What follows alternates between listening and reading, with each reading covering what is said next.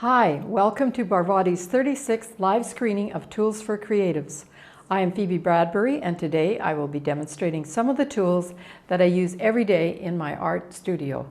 I wouldn't want to be without them, and I find new uses for them all the time. There will be promotional offers during the program, and the promo codes will be active during the demonstration and for about half an hour after. The current time is 12 noon Central, January the 17th, 2022. Right now, the promotions are only available on amzn.to.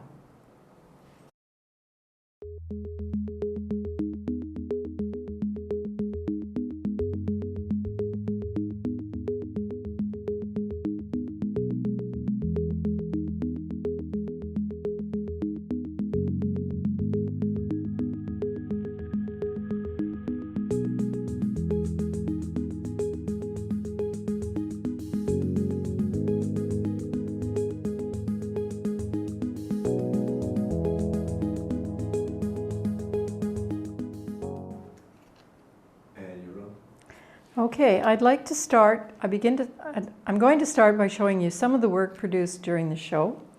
And this here is a quick little painting done with these kinds of tools. And it's done on butcher paper, which means that it's got a slick side and there's got a paper side. And I use these just for practice and for being able to work quite quickly with the medium. And it's great for demonstrations and great for finding out how the tools work. So that's that one. This one is one done on a better quality paper. It's archival. It's called Yupo Paper. It's a plastic paper. And this one also took about the same amount of time as the last one, probably less than a minute, maybe 2 minutes. And the name of it is Flamingo Land, and it's appropriate because we live on the Yucatan coast and we have flamingos flying by us, usually in the distance, every day, and there's lots of them to be found in the mangrove swamps. So that's that one. Is the Blue Bridge the one they did at the intro, Previn? Yeah. So this is the one you saw during the intro. I'm starting to use papers now to protect them because I'm going to be marketing them soon. And this is just done in a few minutes, and we will be doing some like this later, some Yupo drawings or quick paintings. And once again, you saw how quickly it came together. So just a minute and a half using some of the tools we used there were changed a little bit from their original state to give me parallel line makers and things like that. The reason I like to use Yupo paper is that once I got a little bit better at it, I realized that I was making paintings that I would like to keep. So these are archival and they can be marketed. So the next one I'm going to show you .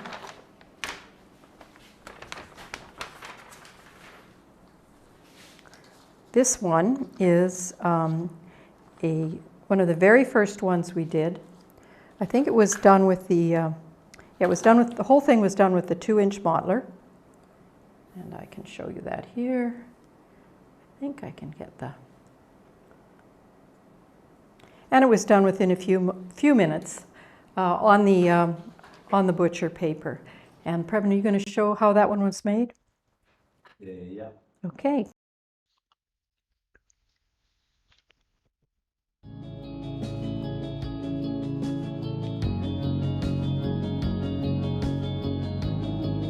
I'm going to turn this off because it's distracting.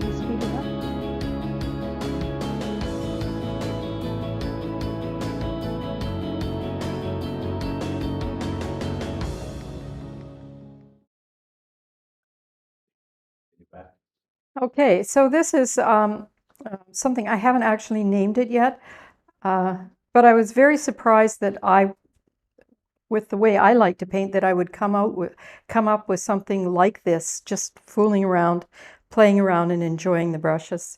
And it's not on archival paper, so I spent an hour or so trying to, or actually I managed to scan it, so I do have it in its finished, complete form on a better paper now.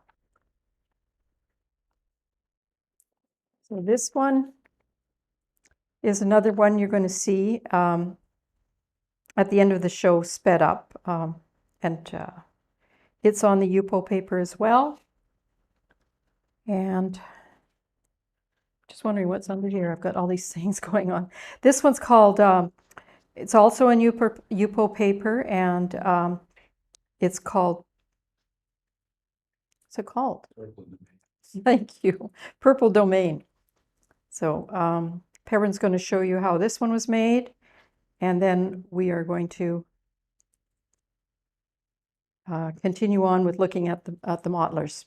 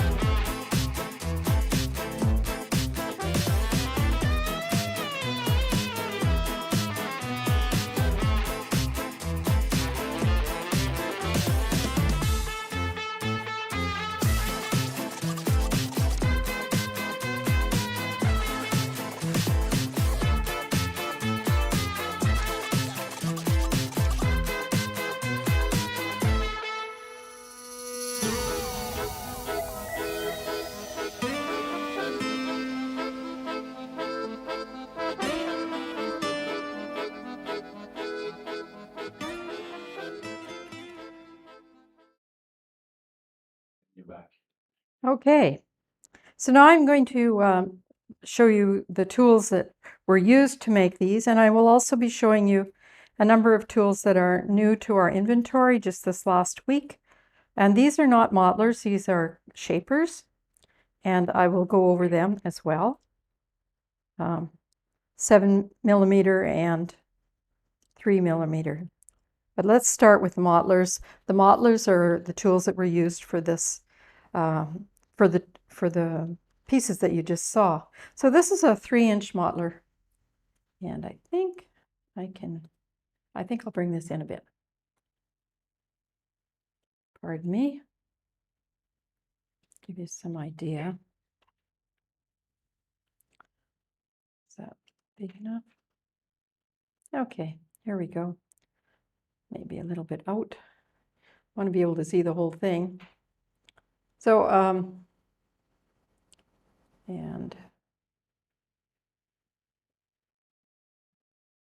so this is the Silicone Mottler, and you can see the blade. It's quite, I don't think the light's quite that good here. You can see the blade. It's quite very firm, medium firm, and they have a ferrule. I haven't, over the years that I've been using these, I've never seen them rust. The handle is, I don't know why it's not focusing properly. Oh, probably because I had it turned around. Okay, there we go. And the handle is made of a compressed plastic. It's very, very durable. It doesn't, if it was wooden, it probably would have been splitting and the paint would come off. So I'm quite happy that they are heavy-duty plastic handles. And I like the hole at the end because that means that when they're dirty or when they're clean, I can keep them off my desk and they're always ready to use. And when I have something on them, I can also hang them up above my workspace. I'm just going to open out that, unzoom a little bit here. Okay. So these come in 3-inch, oops, got them backwards, 2.5-inch, 2-inch, 1.5-inch, and 1-inch size. And you'll notice they're all made exactly the same. They're the same kind of material in them, high quality, and the same amount of silicone in the blade. If you look at the large 3-inch and the small 1-inch, you'll notice that it's got exactly the same blade.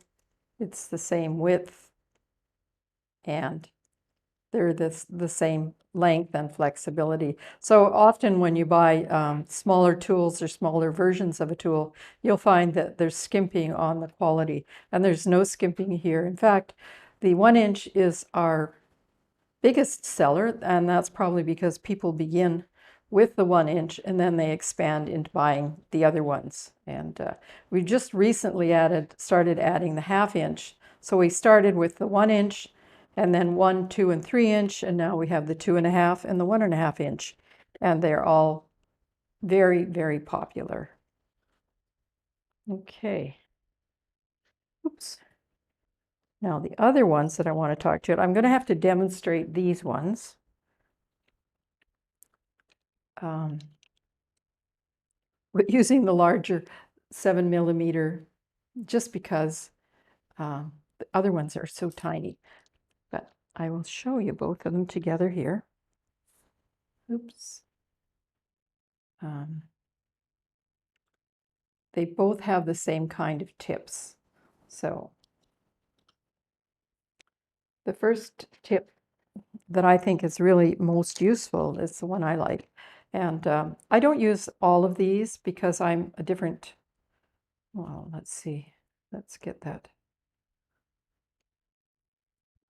Okay. Because I'm an abstract painter, I tend to paint very large. So using this size is something I will use for small parts of my painting, but not a major part of my painting. So, but I do realize that lots of other people, you can see how beautifully straight the edge is, and how you can use just it's got a very pointy tip, which is really handy, signing your name or all kinds of things. And this has a good scrape through as well. And in this case, the handles are wooden. I've been using them for years, but I do look after my tools, so I don't leave them sitting in water. So that's the angle chisel. Then there's the flat chisel. Oops, here we go. Here's the flat chisel.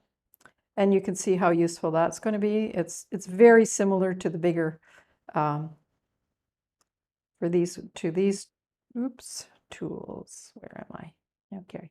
Very similar in shape and function, except much smaller. And these will be coming shortly in the 1 centimeter size. This is 0.7 centimeters or 7mm. And we'll be going over all the marks that these make in the next section. The cup chisel, where is that? It's a cup chisel. It's got it's got a flat end, and then a short flat. It's got a sharp end, 7mm, and then an edge which you can paint against the surface. And then it's got this sort of cup area, and I believe that these are used a lot for carving clay, and so it's a tool that has many uses in many different kinds of art and craft working. And these can also be used for applying masking liquid and that kind of thing in watercolors. This is another circular type of flat tool. This side is I don't know. I think it's absolutely flat, but it doesn't have the sharp wedge shaped. So this could be used for a lot of different things, applying paint for carving, that sort of thing. And this is the final one, and it's just got comes to a long taper tip, and that's what it's called, the taper point. We have exactly the same shapes in the little tiny ones. Oops. And when I'm going to show you the one, I have to look sideways here. Did I drop it? Oh, here it is. Sorry. This is the flat chisel, and you can see that, and it's this little end here that's 3 millimeters wide. So this is exactly the same, but that's the way the proportions are. That's 3 millimeters. Very small. If you were going to use it in painting, it would probably be, of course, for detailed works or detailed, probably the most detailed areas. I use these for correcting things. I use them around my house for all kinds of things. They're a little bit sticky, so you can use it to move small pieces around if you wanted to use them for that. But they're a very handy tool. Okay, and what I didn't mention about these ones, which is probably their most important quality, is the very sharp, incisive, very sharp, flat, straight end on the Mottlers, and that's probably the point at which all the action takes place on these. I use them all along the blade, and I use them for making expressive marks. So it's not just scraping through like that, but a lot of expressive marks. So, and I should mention, they're extremely easy to clean. I don't use water on, even though they are water-based. I don't keep pailed water to rinse them in or anything like that.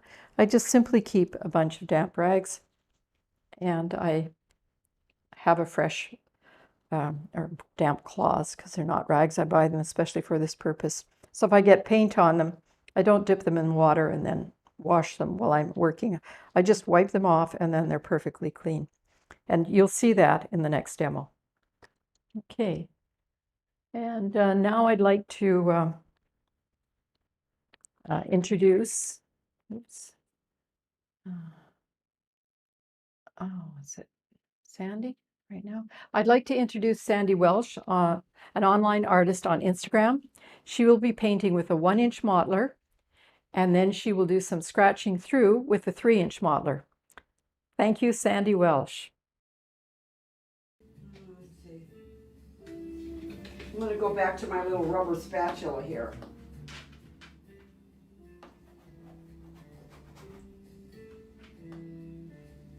She had that big ball of dark.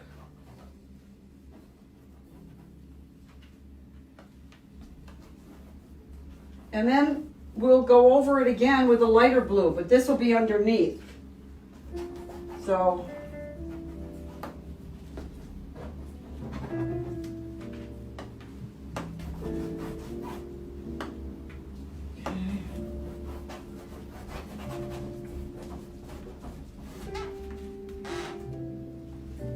are we getting to look like this ocean? See?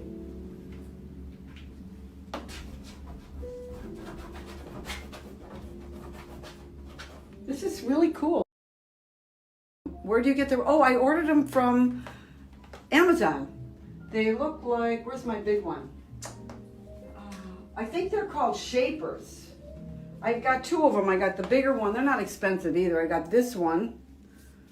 I think if you just put in paint shapers. This will come up. They're nice, and you can use the tips if you want to sort of scratch out. Yeah, they had a couple different sizes, but I like them. It's the first time I've started using them.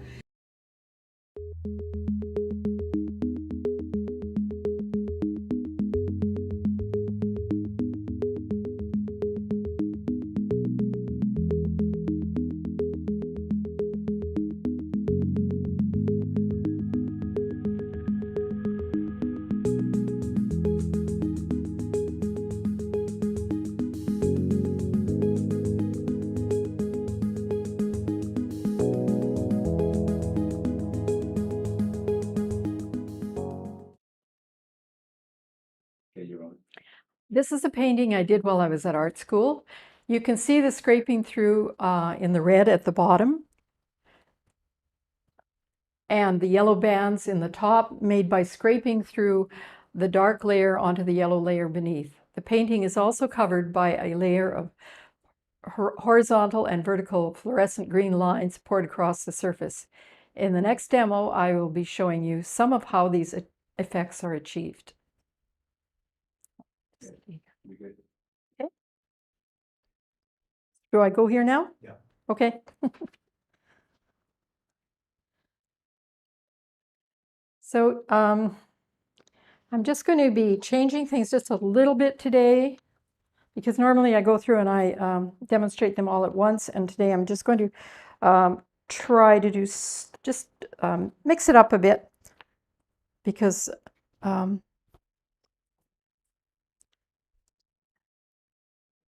I just felt like it. And we're going to do some paintings, maybe just one color on the wax paper, and maybe using just one or two brushes to begin with. And but we will go through all of them. So here we go. And so this is the 3-inch, and we've just thrown some paint on there. And so we're going to just go through there so you can make sharp marks that way. And you can make marks like this. So it's almost like a little scrape through. Also, when you've got a lot of paint on there, and because I've made a few marks already, it was clean when I started, you can just lay paint down. So that's the 3-inch Mottler. And you can see how when I put some regular paint down, I can just incise it with the corner of the brush. So these are a lot of fun. And this is a little bit like some of the very quick paintings I made at the beginning. So I'm going to put some more in here. And that's the 3-inch Mottler. Who? Mo Wheeler. Oh, hi, Mo. I hope you enjoy this. I'm certainly having fun. Okay, let's just see what else. So I'm going to just leave that. The reason I want to leave it is because now I'm going to save it for one of my sped up paintings, and just pull it off and set it aside. And to demo how I clean this is just try and come in a little bit closer here. I zoom. Yeah. So you can see it's got quite a lot of paint on it. But so that I can use it right away if I want to, I just take a damp cloth, give it a quick wipe, and oops, I got blue paint on my arm. And as you can see, it's pretty clean. Let's see. I have a little focuser thing here, which should help show you how clean it is. So it's ready to go. I don't have to rinse it or worry about water or anything like that. I'm just going to put it aside, and I'm going to use this is the 2.5, and I'm going to play with some, one of my favorite colors, some, oops, I better go out a little bit. I'm out of my margin of where I can paint here. There we go. move these out, move this one out. So we'll insert. Yeah. Okay. So this is nice, clean. I wonder if it's one of my better ones. I just want to make sure.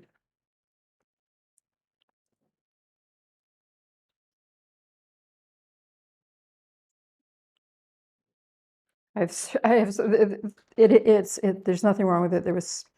I was just checking to make sure it wasn't the one I always show at the beginning where they're always perfect. Okay, so this is the 2.5 inch, so gives you an idea what the sizes are there.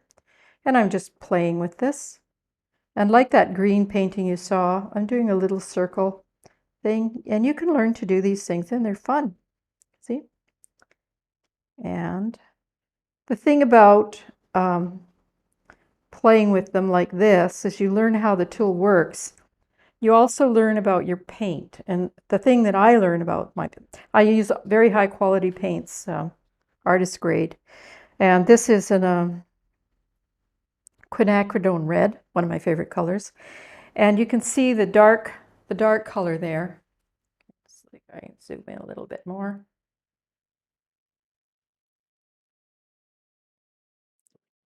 And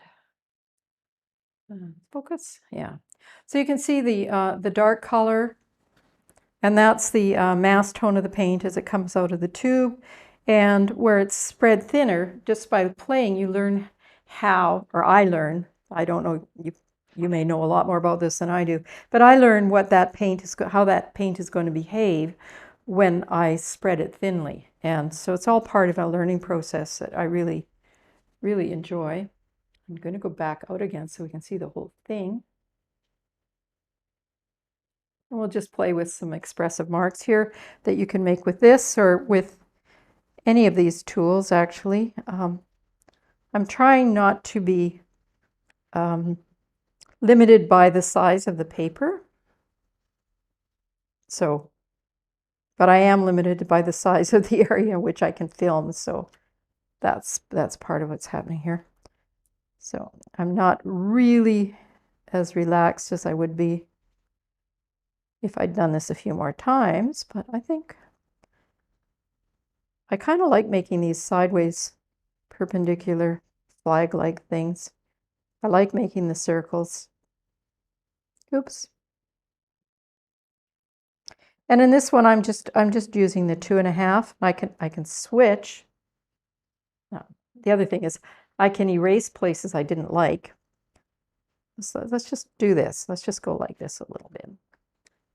And I'm going to take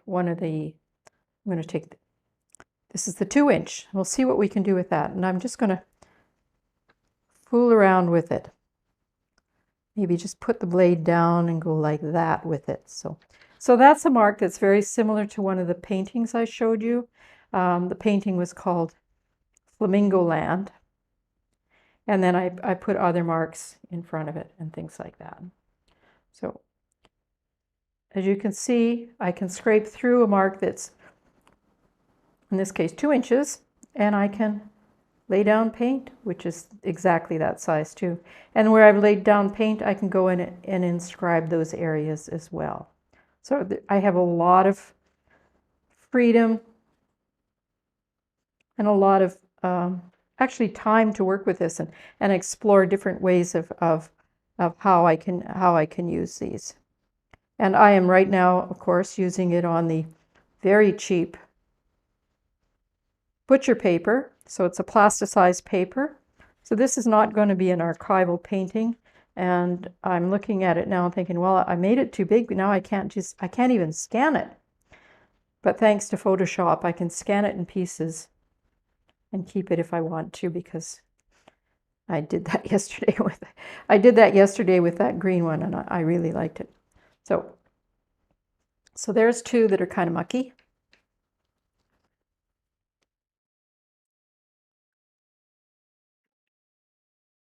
And now that I've wiped them off, as you can see, this one's ready to go again. I can put a different color on there if I want to. And I'll wipe this one. I'll wipe the 2.5 one off too. And I'm just going to look at this and say, Well, I have these other little tools that we do not sell these ones. If you have these ones, you've had to make them yourself, and you just do it with a little X-Acto knife or something like that. You just, where's my piece of paper? So you can see what I'm looking at. I've just cut little holes in the end, and that gives me a little parallel line maker, which are great fun to play with.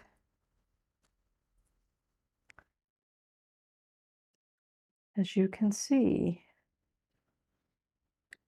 So even just fooling around, learning, like, what is the effect of putting a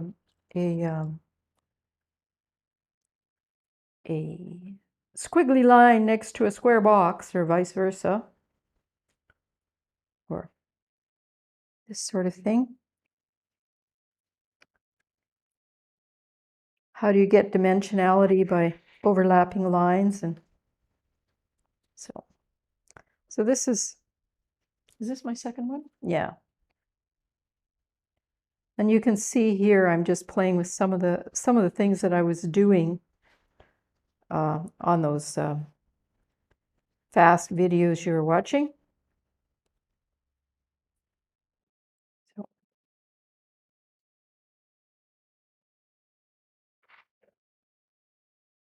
So I've done one with red. I did one with blue and one with red. So that's the, I think I used the 2.5 inch and the 2 inch there. Okay, let's see. What we're going to do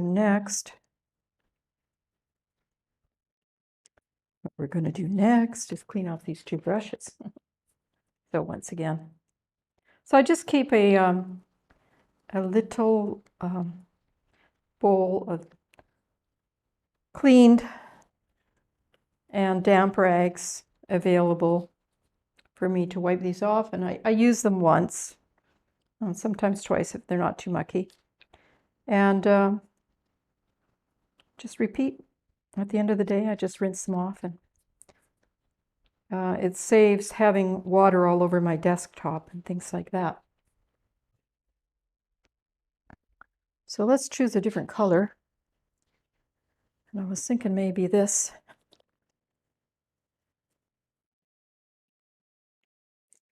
And maybe a little airlight yellow.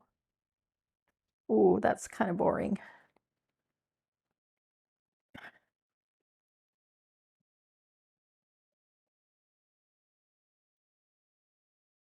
So since I'm working, I'm working on the non-archival paper, I'm not, even when I'm working on the archival paper, I don't really worry too much about it because I like to work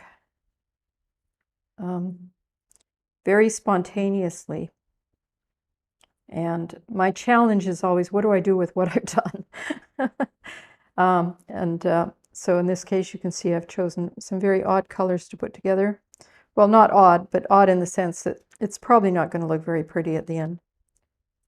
So let's play with it. Oh dear.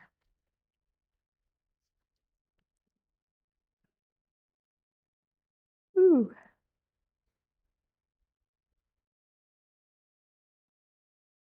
So that's using one of my parallel line makers.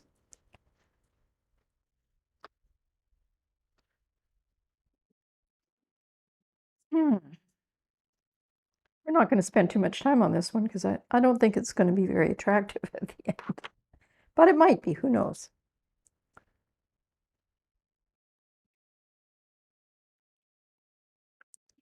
So I've left the paint on just long enough to see that you can see the ghosting underneath from the way the paint was put on before. If you can see that. Let's see. I've got a little more flexibility in moving my papers now than I did before. I used to tie them right down. So. Okay. So you can see some ghosting in here. Sometimes you may want that. I sometimes want it when I'm painting. And This lurid surface is just like, ooh. And it's a result of what's sitting on my Mottler, what I've allowed to sit on there, and what I'm hoping to do with it. So I'm going to just do a quick, see if I can do a quick basket weave type thing. Gotta zoom out, I have. Is that better? Yeah. Okay, thank you, Preben. There.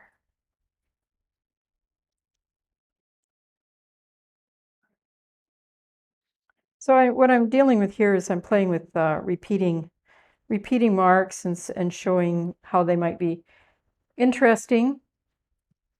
And this is sort of a pretty basic one that most people know a little bit about weaving in and out.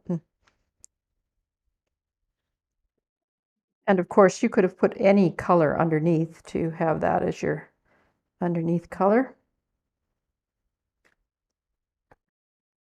And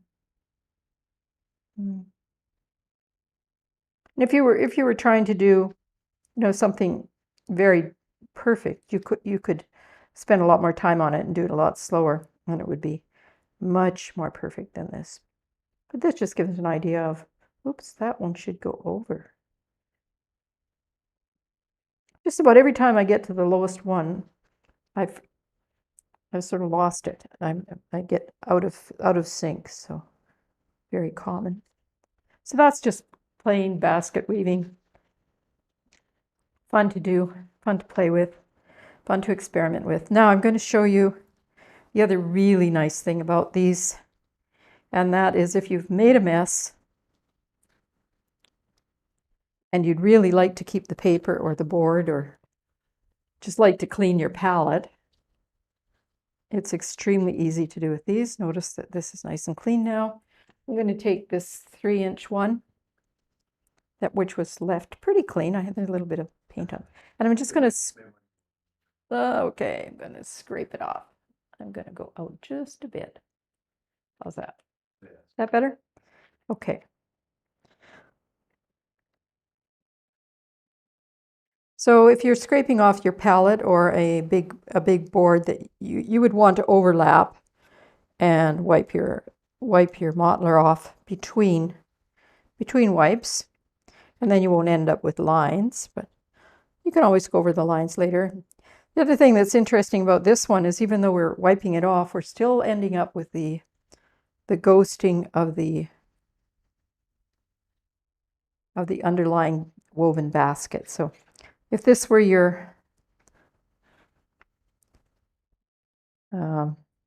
palette, you would have all your gooey paint in one little corner, and you would actually be, if your palette was plastic, you would probably, or glass, you would probably be able to just go and wipe it off completely because the Mottler has done most of the job for you. And this is true especially if you're using the plastic Yupo papers. Is if you've made a picture that you don't like particularly, you can just wipe it off and start again, and usually you can get right down to nothing. So I finish off with the rag, but most of the work was done by the Mottler. Where's my bag of rags? And just to show you that I'm cleaning it off, there we go. I think we've done that then. How are we doing for time? Okay. Talk about the way I haven't done anything with these shapers. Oh yeah, I haven't done anything with the other ones. Here we go. Thank you, Preben.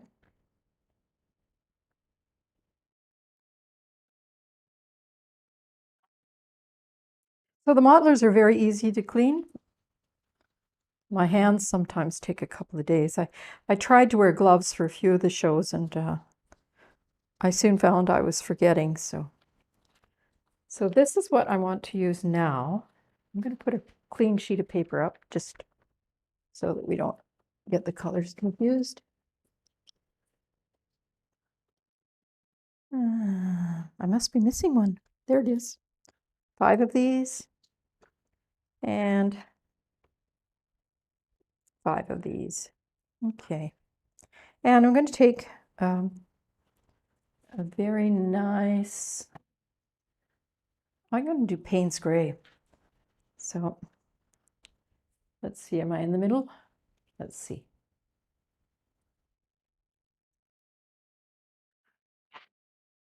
That's sort of the middle. I just want to make sure that I'm close enough to the middle so that when I close up, come up. So this is like Payne's Gray. If you've done any painting at all, especially if you've worked with oils, but it's also available in acrylics. It's one of those colors that the mass tone is very dark. It's black, and you can use it instead of black if you want to. I don't even buy black, but because when I paint with black, it sort of overwhelms everything. And if I use pure black, it often makes it look like I've got a hole in my canvas. So, hi, Bill. Thank you for calling. I'm supposed to be using the other ones. Here we go. This is the angle chisel. So I made just about the same mark with the angle chisel as I did with this. So, but I had to hold it entirely differently. Now the angle chisel, I've got quite a load of paint on here, so I may not be able to write with it. If I had a little bit less paint on there, and I'll take a little off so that I can demonstrate this. Which bill would that be?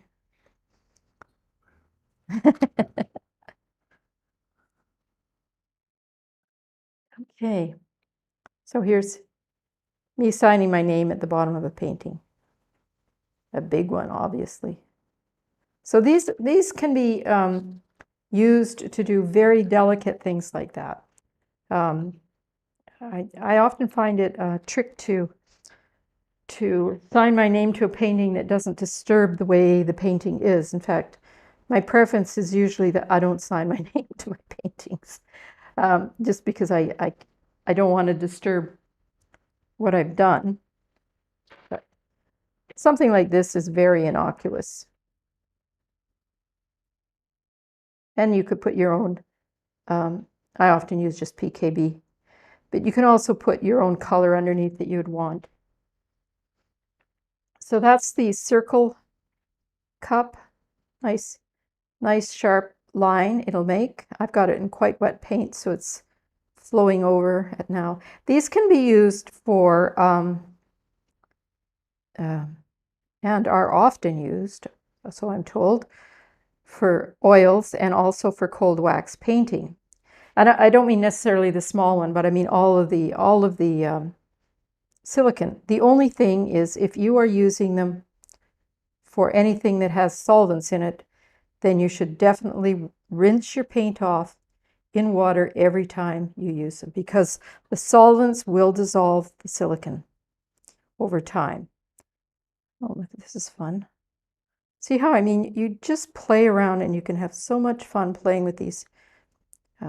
I guess it doesn't take much for me to have fun. So not quite X's and O's. So that's that one. And now these, let's see, I'm not making specific types of marks for any of these. So this is the let's see, what is it? It is the cup. It's not the cup chisel, it's the oval chisel, I think. And I would think it was probably more for, maybe for carving or moving paint. But let's just see if we can do some stuff here. There, I can actually paint with it. So I'm covering up some of these things. So it's all a matter of how hard you press, what you want to do, and it's often a matter of what kind of marks you like to make.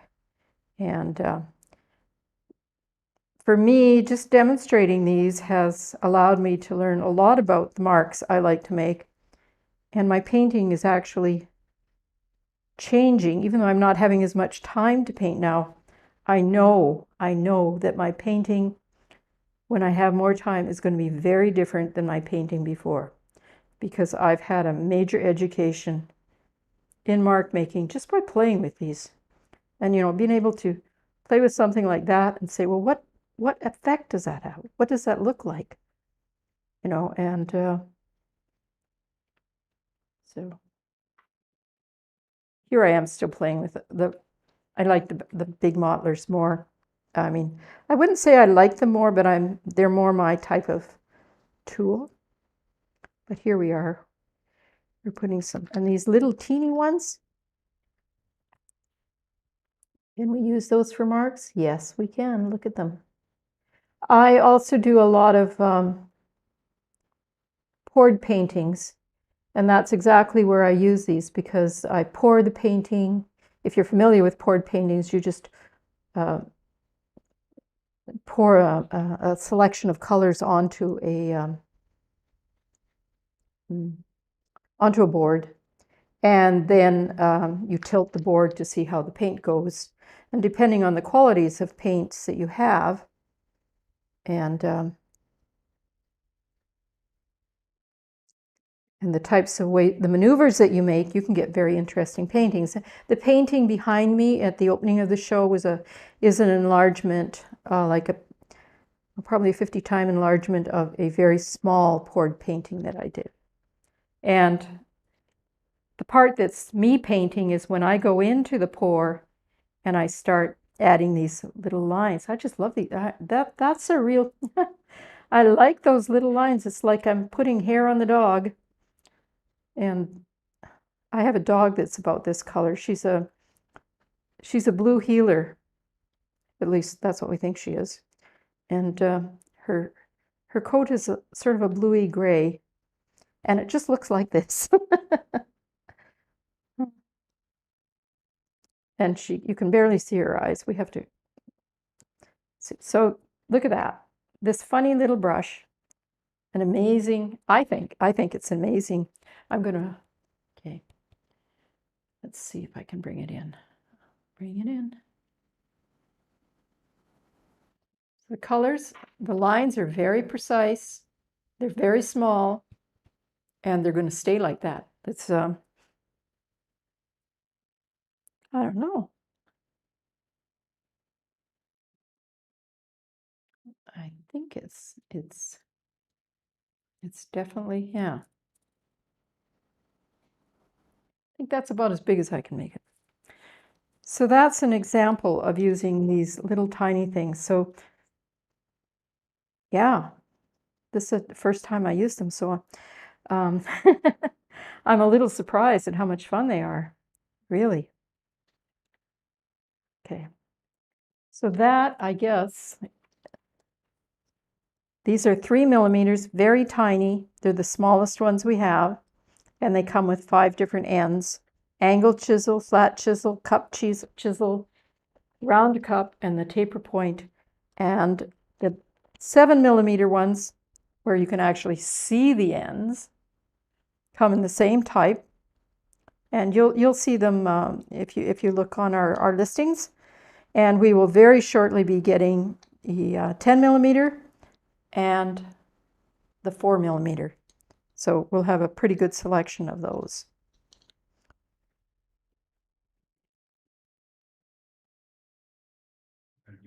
Where used? Okay, Previn's going to show you a short video of where these are used, and we'll come back and we'll do a Yupo demo. So we'll demonstrate on the better quality paper. Oh, Julie, we're going to show you a video of where the Mottlers and the shapers are used. And I want to introduce Julie Pritchard, who is an online artist on Instagram, and she's going to tell you about her favorite tools.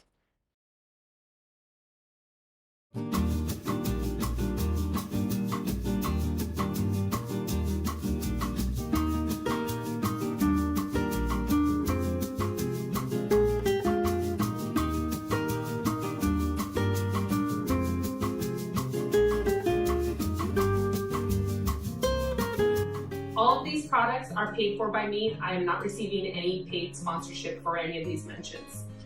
Next up, from Barvotti.com are these rubber scraping brushes. I really like these to add texture and to smooth paint on my surface. They come in a variety of sizes. These two are my most favorite tools right now.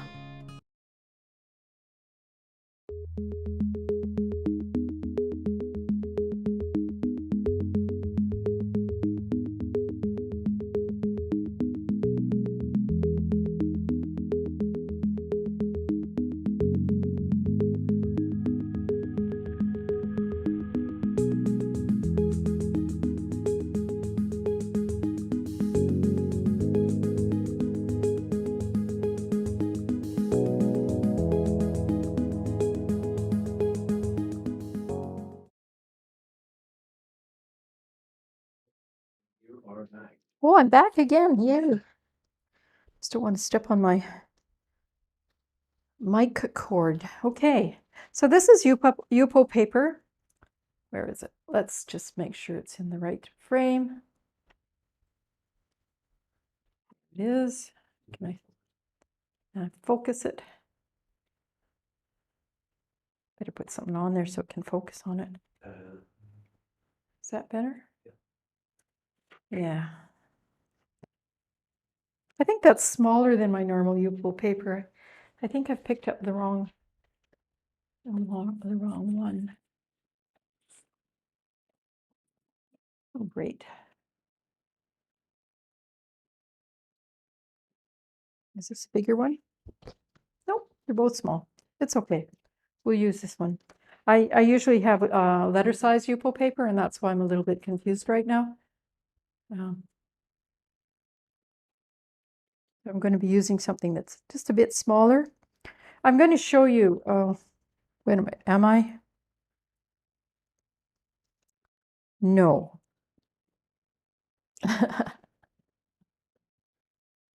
Purple. Blue. Okay. Just going to give a little bit of, this is cerulean blue. I think we did something like this yesterday. And I'm going to use some of this that was left on. This is the Payne's Gray. And I'm just going to, what am I going to do? I'm just going to try something a little different here. So the reason I like the Yupo paper is that it is very slick on one side or on both sides. And it's very forgiving too, because if we play here for, 40 minutes, or not 40 minutes, 5 or 10 minutes, and we don't like what we see, we can just actually wipe it right off. But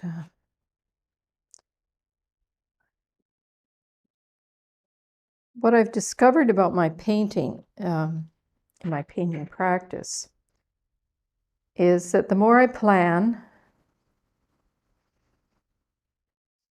the less I like my work. So I set up strategies so that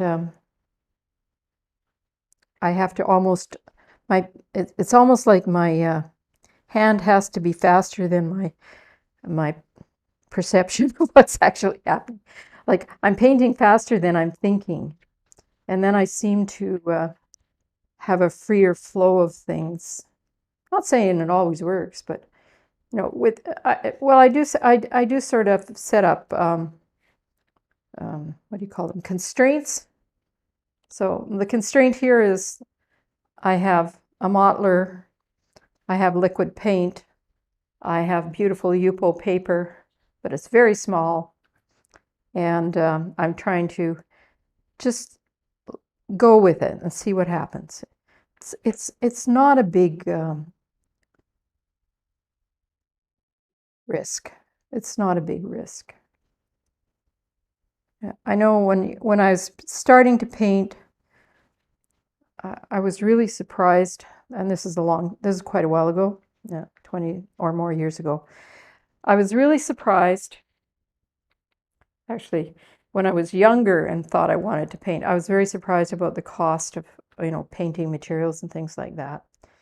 And when I decided to do it, go to art school, one of the things I read is that if you have to worry about the cost of your paint, probably not,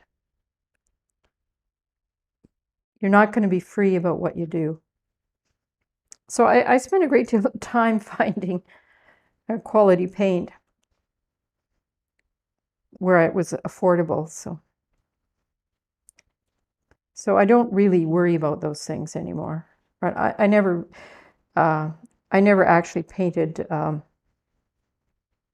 seriously when I had that constraint about the cost of paints.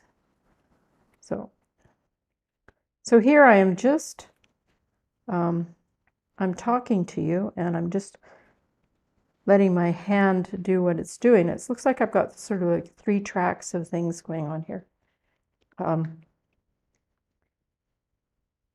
Could I mix it up? Do I like it the way it is?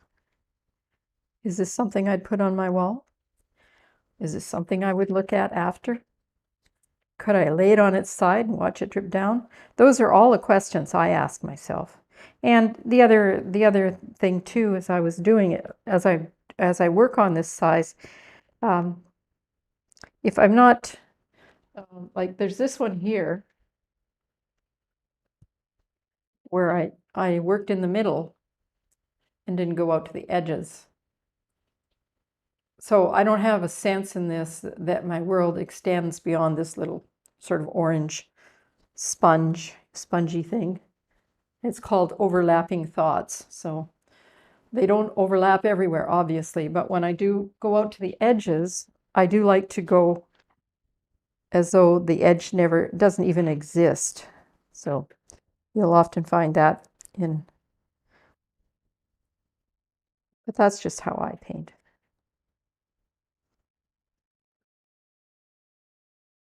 Now, see, I'm overlaying there with a slightly different mark, and it gives a slightly different look to it. And it does look different when you lift it up away from its background. To me, it could be. And the other interesting thing about this stuff is that you can get very, very close. And there, I'm going to see if I can get in really close here. So you can see I'm really, really close. And the edges are extremely sharp. And that's a function of the liquidity of the paint, the liquidity and quality of the paint, and the type of tool that I'm using. These tools allow me to make very sharp marks that will withstand being looked at with very high resolution, let's put it that way. Yeah, so actually, I know it might look unfinished to you. I'm a little worried about those 2 little spots there. They don't have any blue on them at all, but this is done.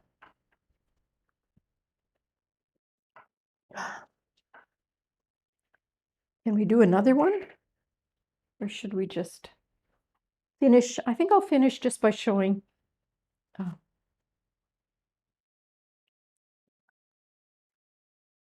I have it all in a package somewhere, but I did have it here somewhere.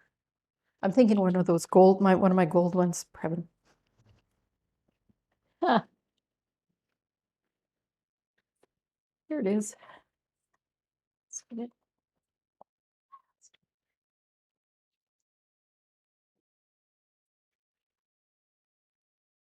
You know which one I'm talking about.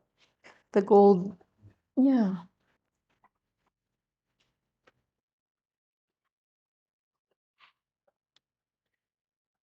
I'll just put this one here for a second. And that shows you one Yupo done on,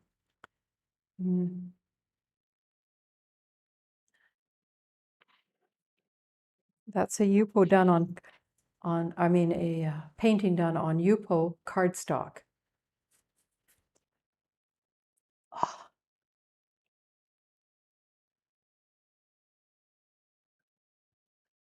Oh, here it is. Huh. Okay. This is the one I wanted to show.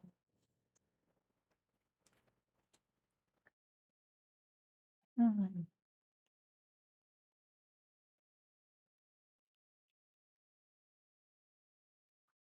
Here we go. So that's, I'm going to go out on it. And this is just made, I found a picture of this in something similar to this, and then decided to make it. And we did it by, I showed you the toothy brushes, or the ones where I cut the teeth out. So we made it with this, and a black background and gold. So that's one of the other things that we can do during the class. We went through a series of steps to get closer and closer to the result we wanted. This wasn't the final end result, but we will go over that in a future class. Okay. So that's the Yupo demo, Previn. I guess what are we going to do now? How they're used, and then, yeah, Previn's going to show you something on how the products are used, and a short video on the different mediums that are being used.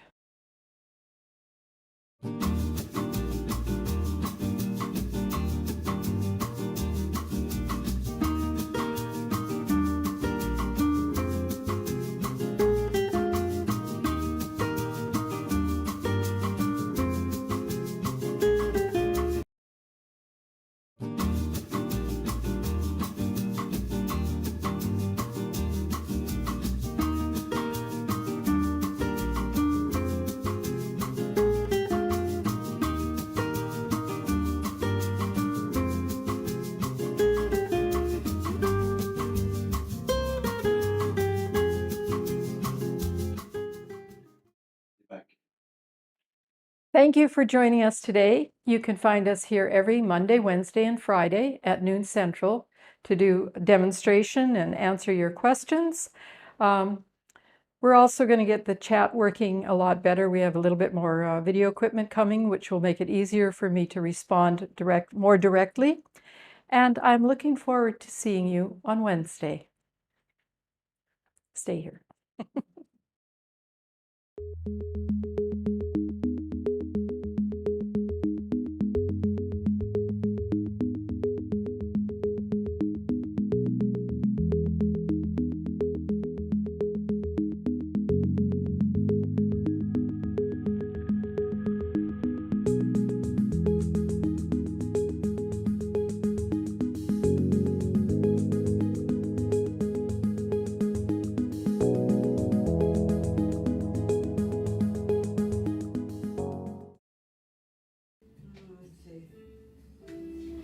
I'm going to go back to my little rubber spatula here.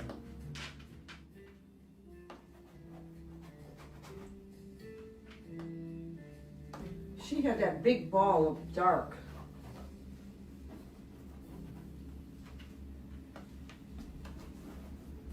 And then we'll go over it again with a lighter blue, but this will be underneath. So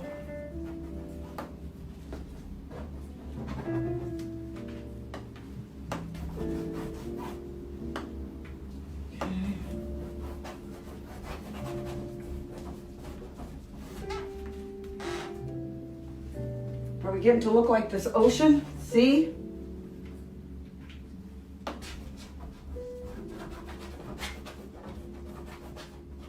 This is really cool. Where do you get the, oh, I ordered them from Amazon. They look like, where's my big one? I think they're called shapers. I got two of them. I got the bigger one. They're not expensive either. I got this one. I think if you just put in paint shapers, this will come up. They're nice, and you can use the tips if you want to sort of scratch out. Yeah, they had a couple different sizes, but I like them. It's the first time I've started using them. All of these products are paid for by me. I am not receiving any paid sponsorship for any of these mentions. Next up, from Barvotti.com are these rubber scraping brushes. I really like these to add texture and to smooth paint on my surface. They come in a variety of sizes. These two are my most favorite tools right now.